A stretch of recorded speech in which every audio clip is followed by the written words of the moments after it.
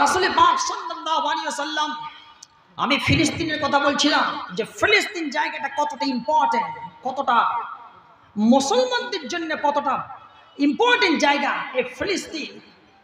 রাসূল পাক সাল্লাল্লাহু আলাইহি ওয়াসাল্লাম যখন তিনি মেরাজের পথে যাচ্ছেন, আল্লাহ পাক এই মসজিদে আকসা রাসূলুল্লাহকে তিনি নিয়ে আসলেন।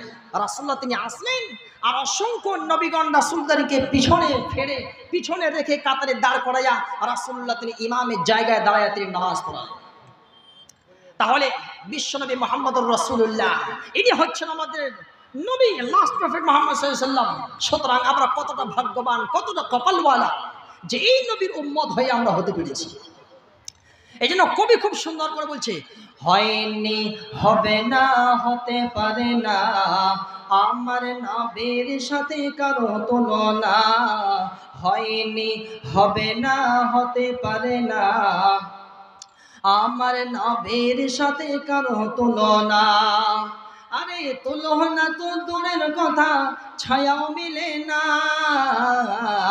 হয়নি, হবে না, হতে পারে না, আমার নবীর সাথে কারো তুলনা। হয়নি, হবে না, হতে পারে না, আমার নবীর সাথে কারো তুলনা। সকল নবী রাসূল ছিলেন খোদার দিওয়ানা, সকল নবী রাসূল ছিলেন খোদার দিওয়ানা। দুই নয়নে দেখবে খোদা ছিল তামান্না, মর নবীকে ডেকে নিলেন, আরে মর নবীকে ডেকে নিলেন, দেখবে রাব্বানা। হয়নি, হবে না, হতে পারে না, আমার নবীর সাথে কারো তুলনা। হয়নি, হবে না, হতে পারে না, আমার নবীর সাথে কারো তুলনা। বন্ধুগণ আমার, আমি ফিলিস্তিনের কথা বলছিলাম। ফিলিস্তিন কতটা ইম্পর্টেন্ট জায়গা। বিশ্বনবী মুহাম্মদুর রাসূলুল্লাহ তিনি বাইতুল্লাহ কাবা শরীফের পাশেই তিনি আছেন। এই বাইতুল্লাহ মক্কা শরীফ হচ্ছে এমন জায়গা যেখানে হযরতে ইব্রাহিম আলাইহিস সালাম ও হযরতে ইসমাঈল আলাইহিস সালাম দুজনেই নির্মাণ করেছেন। জান্নাত থেকে আল্লাহ পাক পাথর পাঠিয়েছেন। এই বাইতুল্লাহ কাবা শরীফের জান্নাতে পাথর আছে। বিশ্বনবী মুহাম্মদুর রাসূলুল্লাহর খানদান এই বাইতুল্লাহ কাবা শরীফের খিদমত করে। তারপরে নবীজি আমার তিনি এই বাইতুল্লাহ কাবা শরীফকে পাশে রেখে তিনি মসজিদে আকসার দিকে তিনি মুখ ফিরিয়ে তিনি নামাজ আদায় করতেছেন। বিশ্বনবী আমার তিনি মসজিদে আকসাকে কিবলা বানাইয়া নামাজ আদায় করতেছেন। মোটামুটি হাদিসের ভাষায় পাওয়া যায় 16 মাস কয়েকদিন ধরে বিশ্বনবী আমার তিনি মসজিদে আকসাকে কিবলা বানায় তিনি নামাজ আদায় করেন। কতটা তার মানে ইম্পর্টেন্ট জায়গা বুঝেন, কতটা ইম্পর্টেন্ট জায়গা মসজিদে আকসা। নবীজি আমার যখন তিনি নামাজ আদায় করেন, একদিন তিনি জোহরের নামাজ আদায় করতেছেন। জোহরের নামাজ আদায় করার সময় বিশ্বনবী তিনি আমার বাইতুল্লাহ কাবা শরীফের দিকে মুখটা ফিরিয়ে নামাজ আদায় করার ইচ্ছা হচ্ছে। মসজিদে আকসার দিকে মুখটা ফিরিয়ে আছেন, কিন্তু মনের মধ্যে তৃপ্তি পাচ্ছেন না, মনের মধ্যে নবীজি আমার তিনি শান্তি পাচ্ছেন না। বারবার করে বিশ্বনবী আমার তিনি আকাশের দিকে তাকাচ্ছেন, না জানি কখন আল্লাহ রাব্বুল আলামিন তিনি আমার এই ফরিয়াদকে কবুল মঞ্জুর করে নেয়।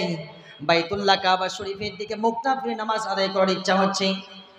আল্লাহর নবীর এই কামনা বাসনা, মনের ইচ্ছা, মনের আশঙ্কা আল্লাহ রাব্বুল আলামিন তিনি কবুল মঞ্জুর করে নিলেন। সঙ্গে সঙ্গে হযরত জিবরাইল আলাইহিস সালামকে বলেন, ও জিবরাইল তাড়াতাড়ি করে যাও, আমার বিশ্বনবী মুহাম্মদুর রাসূলুল্লাহর মন ইচ্ছা হচ্ছে বাইতুল্লাহ কাবা শরীফের দিকে মুখ ফিরে নামাজ আদায় করার।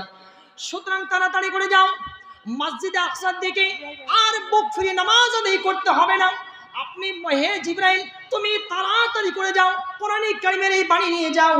হযরত জিবরিল আলাইহিস সালাম তিনি আল্লাহর নবীর কাছে আসলেন আর এসে বলতেছেন, ক্বাদ নারা তাকাল্লুবা ওয়াজহিকা ফিস সামা ফালানুওয়াল্লিয়ান্নাকা কিবলাতান তারদাহা ফাওয়াল্লি ওয়াজহাকা শাতরাল মাসজিদিল হারাম।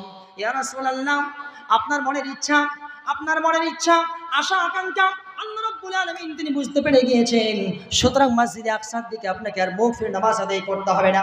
আপনি বাইতুল্লাহ কাবা শরীফের দিকে মুখটা ফিরান, তাড়াতাড়ি করে বাইতুল্লাহ কাবা শরীফের দিকে মুখটা ফিরিয়ে নেন। নবীজি আমার তিনি জোহরের নামাজ আদায় করতেছিলেন। জোহরের নামাজের সময় নবীজি আমার তিনি বাইতুল্লাহ কাবা শরীফের দিকে তিনি কিবলা খানা করলেন। আর এইভাবে করে কিবলা পরিবর্তনের ইতিহাস হয়ে গেল। বিশ্বনবী আমার যখন তিনি মক্কা ছেড়ে মদিনায় হিজরত করলেন, প্রথম মসজিদ মদিনার বুকে যে প্রথম মসজিদ নির্মাণ করা হয়েছিল, এই প্রথম মসজিদটা ছিল এই মসজিদে আকসার দিকে কিবলা বানানো হয়েছিল।